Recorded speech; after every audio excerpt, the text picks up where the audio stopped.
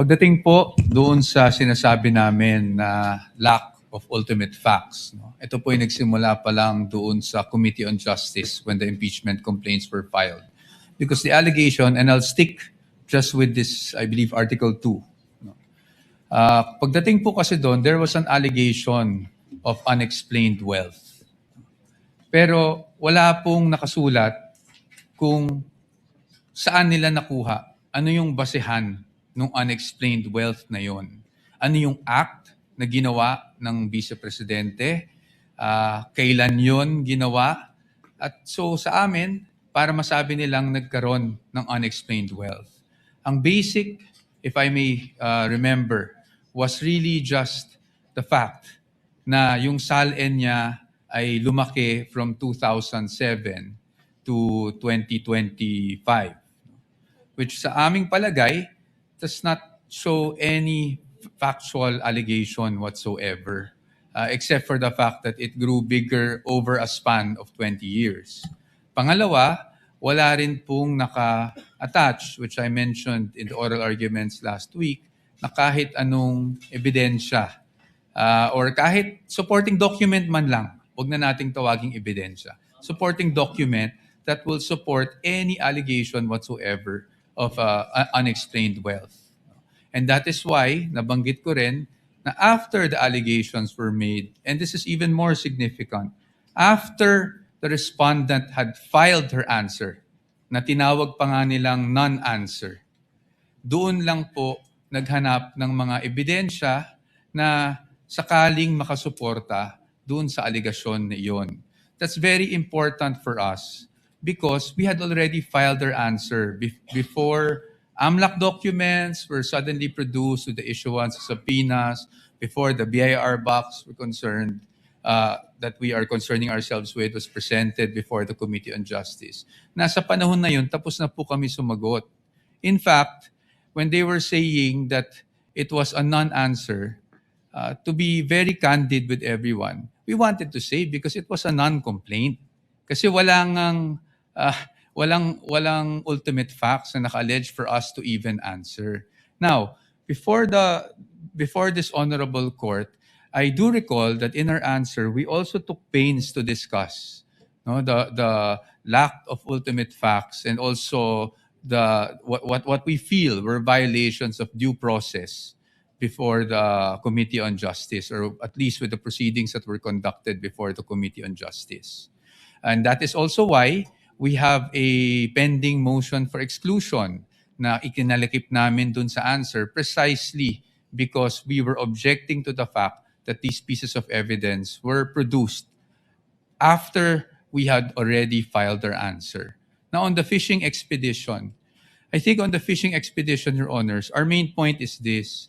Even if we read the twin requests for subpoenas, ulit-ulit po, nakasulat po doon, because this may show context, because this may show, prove something.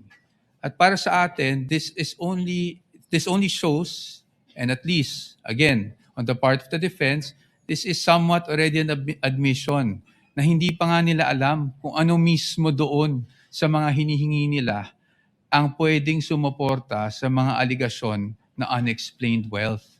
And that's why, if you read the entire request, it uses the word may several times, and it even says in one paragraph, I think it's 3.24, but I might be mistaken, that at least with the request for, with their memorandum, rather, in their memorandum, nakasulat po doon that this does not assume wrongdoing, but they want those documents nonetheless to see if something there will actually help support their allegations. That is why we are calling it a fishing expedition.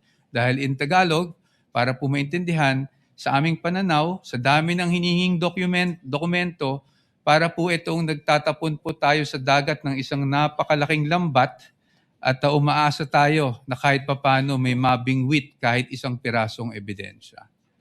The question propounded to this representation first is, what are the ultimate facts alleged in the articles of impeachment? Yung po ay nakasaad sa page 7 of the articles, And if I may be allowed to just read them briefly. You may Pres- do so, Counsel. Thank you, Your Honor.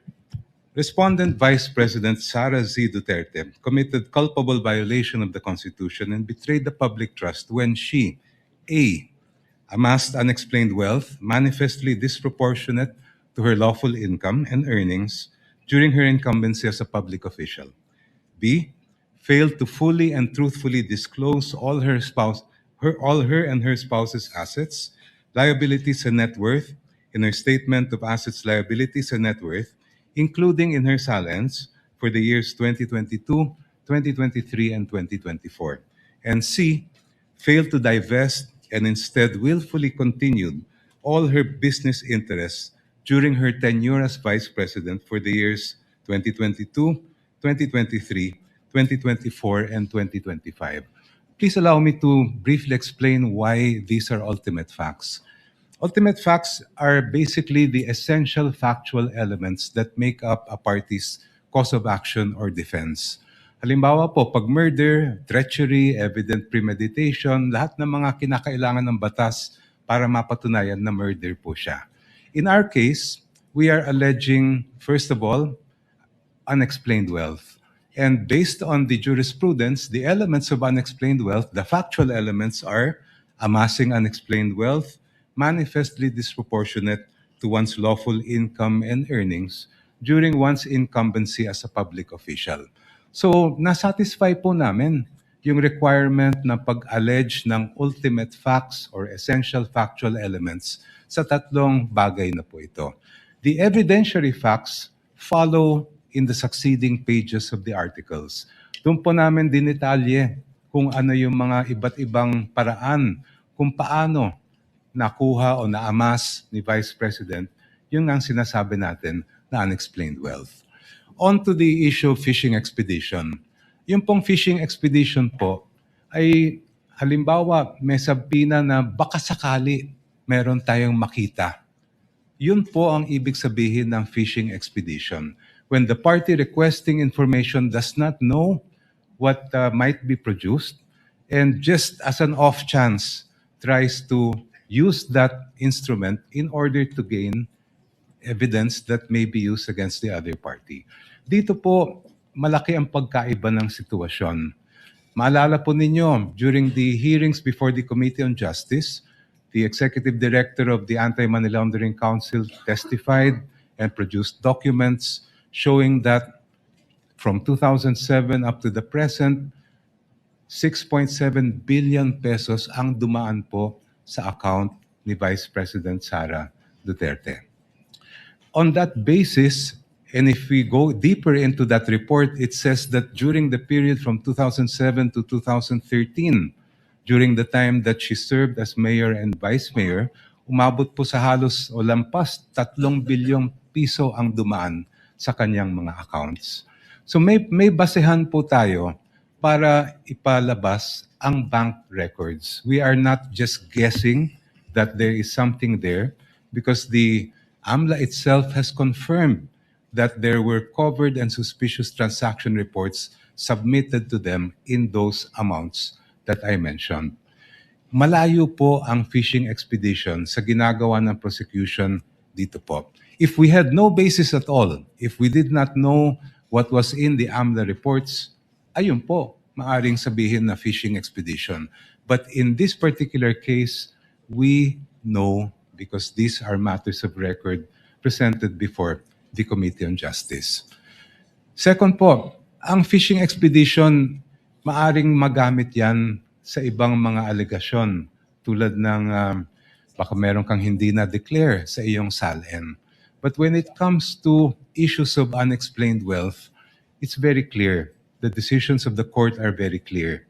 To know whether a government official has amassed unexplained wealth, we must look at the entire incumbency of that official. Starting from day one, we look at their SALN, we look at all the income that he or she has earned, both lawful and not, and from there we make a determination whether there was unexplained wealth or not. For these reasons, Your Honors, the fishing expedition argument, in our view, is totally untenable.